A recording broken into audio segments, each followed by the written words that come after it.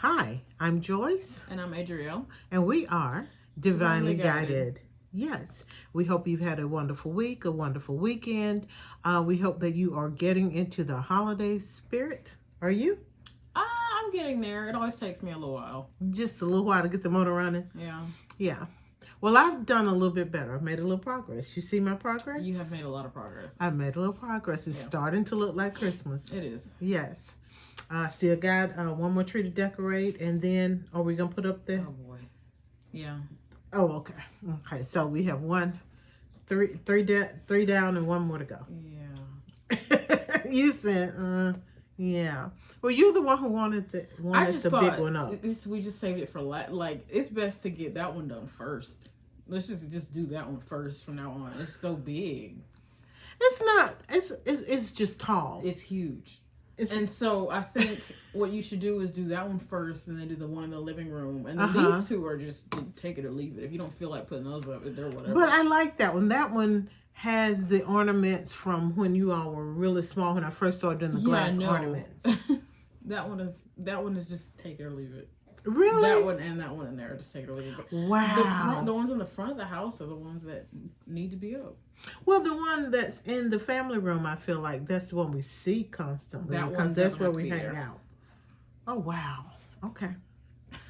There doesn't need to be that many. So you would prefer the two larger ones. Yeah, and that's really and good. Then the other two you wouldn't. Yeah. I'm sorry. Okay. Well, I've been not having as much Christmas energy myself, so. But anyway. So tonight we are continuing in our discussion on building and strengthening mother-daughter bonds. And I've said it repeatedly, but I will repeat it one more time. Although this article is about mother-daughter bonds, the concepts that Dr. Glick discusses in this article, these are things that will work for any relationship, because those things where you are leaving room for individuality, when you're building your common interests, when you're spending time together, when you're learning to really communicate and hear each other, whether you agree or not, when you're allowing your relationship to transform over time, those things apply to all relationships. Are you having some technical difficulties? Some issues. I need a headband. Oh, okay. But whatever. You have so much hair. Yeah. It's just, yeah. But anyway, so all these things would really apply to most relationships. And tonight, we will not take a long time because you seem like you're really tired. I am. Yeah. And I gotta go watch the game. Yeah. Oh, it is Monday Night Football. I've kind of lost track of time and space. Hence the jersey. Yes. Oh, Bengals are playing? Who are they playing tonight? Dallas. Oh, my God. Okay. Let's just move on. Okay. All right. So tonight, the topic is accepting each other and not judging. Again, a very key part of any relationship that is going to survive and have real value. Yeah. Is accepting each other and not judging. And I really kind of think we've kind of talked about this with these other other topics. I love the way she wrote this paragraph. Okay. Jump right on in. Just from the daughter's perspective, I like how she mentioned, it says, nonetheless, keep in mind there are countless things that you didn't see that your mom did right. So you should never forget like all the things that your parents have done right. And I feel like I don't look at y'all and just nitpick all the things y'all did wrong. I really don't. But I know some people do. But I wrote down, I feel like, there are no perfect parents. Right. But I feel like mine have done their best, and I feel like they've done an excellent job. So I always keep that in mind. Well, that's wonderful of you to say that, because sometimes I feel like you are, thinking, okay, not so good. No. Oh, okay. All right. Well, very good. Learn something new every day. No. I feel like people get so, and I'm not a parent, so I don't know, but I feel like some parents can get so caught up in like the fact that they couldn't be perfect that they forget how well they have done as parents. Like your kids are happy and healthy, and like I look up to you a lot, and I just see all the things that you've done right. You're not perfect, but nobody's perfect. Well, dog, I thought I was perfect. No, I know I'm far from perfect. But I do feel like I've invested a lot in trying to do the right thing with you all. Yeah. A lot, and I've made a lot of, as any parent, I'm not putting myself above anybody else, made a lot of sacrifices on things I would have or could have done for myself because I put what you all needed Yeah. ahead of what I may have wanted. So, like, or even I ahead really of what I needed can't sometimes. ask for more as your kid. I really can't ask for more, to be honest. I feel like if you've done like the best you can and you've sacrificed and done all those things, like I can't ask for anything else because you're not ever going to be perfect. So there's nothing else to even. And as I get older, I'll also say that it's just hit me recently because I'm like trying to, save up to buy a house and all this kind of stuff. I feel so prepared in so many different ways. And not to compare, but I look at some people and I'm like, I'm glad I had that support. I'll put it that way. I'm like, my parents really set me up well. Like, the reason I've got this going is because my mom made sure of this. The reason that is because my dad always helped me with that. Like, I just feel like I have like a really solid foundation. So it was important that I pointed that out because I loved that part of the paragraph. Oh, okay. Well, good, because in this where she's talking about accepting each other, not judging, she did kind of break it down from the mother's perspective and then from the daughter's perspective. Yeah. Yeah. And so you really kind of addressed the daughter side of it. Yeah. And since we're talking about the daughter side, I'll just go ahead and the couple of things that I reacted to from her comments there was that realize that mothers make mistakes and are human. Because we do make mistakes. And like you said, we're not perfect. And even sometimes when we think we're doing the absolute right thing, sometimes it's not necessarily the right thing for our daughters in that time. Yeah. Because we can get caught up in what the world was when we were growing up or what we think is best for you in that moment without realizing what she says up here with mothers. And so that I will just transition then to what she said with mothers, because she said it is important for us to let go. And we've talked about that several times here. We have to kind of let go. It's hard to step out of that role of I'm protecting you, I'm taking care of you, I'm basically making the decisions for your life. Yeah. While you're a child, I'm making those decisions for you.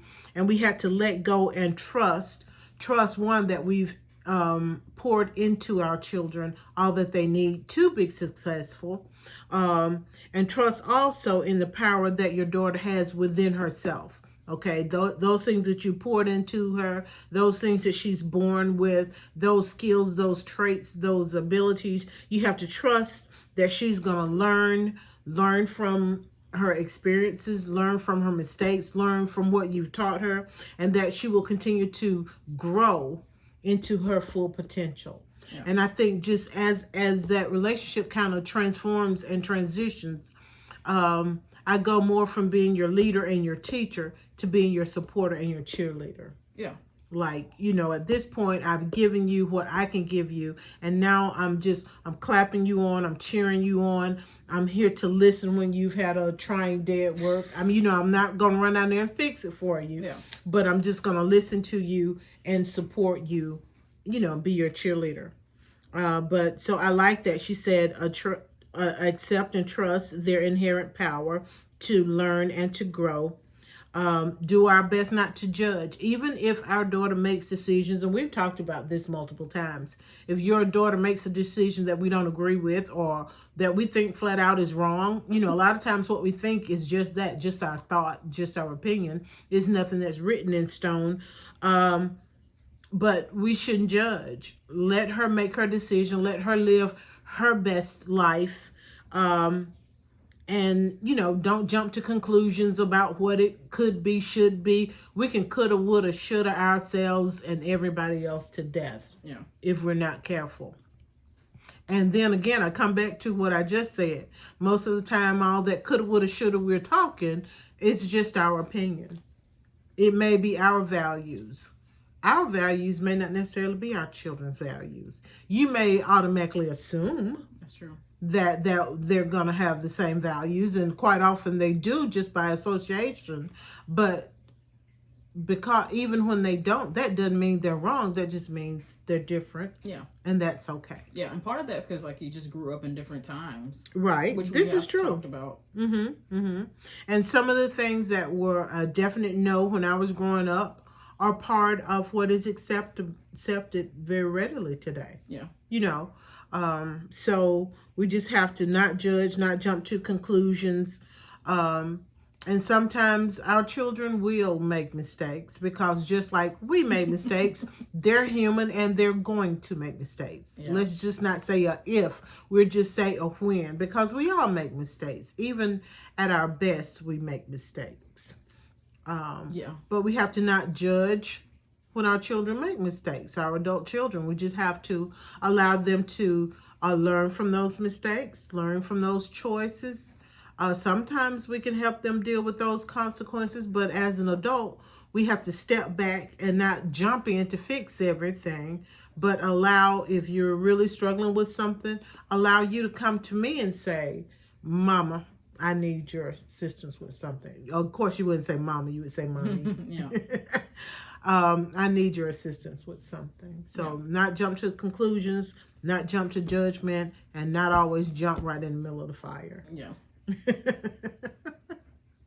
Yes. So I thought that was a good one, accepting each other and not judging. Yeah. My handwriting, side note, college messed it up. I used to have great handwriting. This is so unrelated. I'm just looking at it. When I'm it becomes like a mix of print and cursive. Yeah. It is strange, and I blame college because you have to write real fast. Real fast, because there's so it many is notes a to be cursive taken. print situation. But your handwriting isn't bad though. No, and I can do better than this. It's just it's a cursive print situation. You're always talking about me and writing on your on mine. You were scribbling madly on yours. Yeah. This time. Yeah. Because it just really jumped like out this at one. you. This one. Yeah, I see you have hearts around it. Yeah. Yeah. So. And one line she said, or simply makes no sense. Do your best not to judge if your daughter makes no sense. I'm sure there's been plenty of times I've made no sense, especially when I was a teenager. Just made no sense. But that's okay. But that's okay, because all of us have done things sometimes that it just What makes is she doing? it makes no sense. We have all done some things that just made no sense in my mind. And I at was the just about to time. say, in that moment for you, it makes sense. And you're looking at everybody else like, Yeah. what's Especially wrong with you? especially when you're younger and your brain is literally not finished yet. So it didn't make sense, but it made sense to me in my incomplete brain. I have tried to be aware of never saying to you, that doesn't make any sense. You've never told me that. I don't think I've ever said that, but I've tried to be very aware of that, because I do realize, especially with young ladies, I can't say so much for boys because I've never been one. Yeah. But I know with young ladies, with all the changes that young ladies can go through, you can just come to you. Sometimes you're just in a place. Yeah. You're just in a place that is not the most rational or logical, but for you, it is critical in that moment. And the last thing you want to hear is somebody to say, that doesn't make any sense. Well, that's crazy. That's stupid. Yeah. That's the last thing you want to hear. So I've tried to avoid using those phrases with you ever. I've tried to. So I don't recall using them with you, but I've tried to consciously not. And if I've ever come out of my mouth with that, I apologize. No, I don't think you have. I don't think I have either, but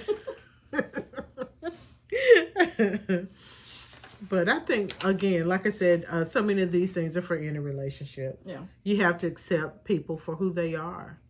And if that's not who they are doesn't work for you, then that's probably not a relationship that you're gonna be very invested in, or maybe not even one you should be invested in, if you can't accept them for who they are. Yeah. And that's one of the things that I've grown with as I've gotten more mature, is accepting people for who they are and where they are. Yeah. A lot of times we judge people according to who we think they should be. Yeah. We judge people according to who we think we are, because sometimes we have a skewed identity of who we are, really. But we judge people according to who we think we are. We judge people according to how we think we would have done or acted or reacted. But that's not fair to people. You have to allow them to be themselves. Yeah, you really do. So whoever that friend is that you think they're so unreasonable, there's generally something in them. There's a reason behind their actions or inaction. Everybody's like their own story, and so you really This is true. have to remember that. Like, they didn't spring into existence when you met them. This is true. Everybody has their lore, their backstory, and Right. so it's one of those. It makes it hard to navigate those kind of close relationships because you're trying to navigate their, the way they see the world as well. Right. From your perspective. From your perspective. But trying to see it through their eyes, but from your perspective. It's interesting. Yeah. Especially if you don't have a lot in common with them from jump. Right. Because then it's already like, If you kind of grew up in different worlds. Yeah.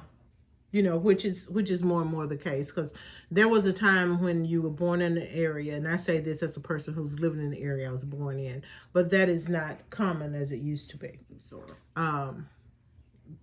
People, you have people around you who are from totally different walks of life nowadays, and so they have a totally different story than you have, and so, but it's very important then that you accept people and not judge. And a lot of times when you get to know what motivates a person or what moves a person, walk in the next man's shoes a few minutes, you can really learn and appreciate more who they are and why they are. Yeah.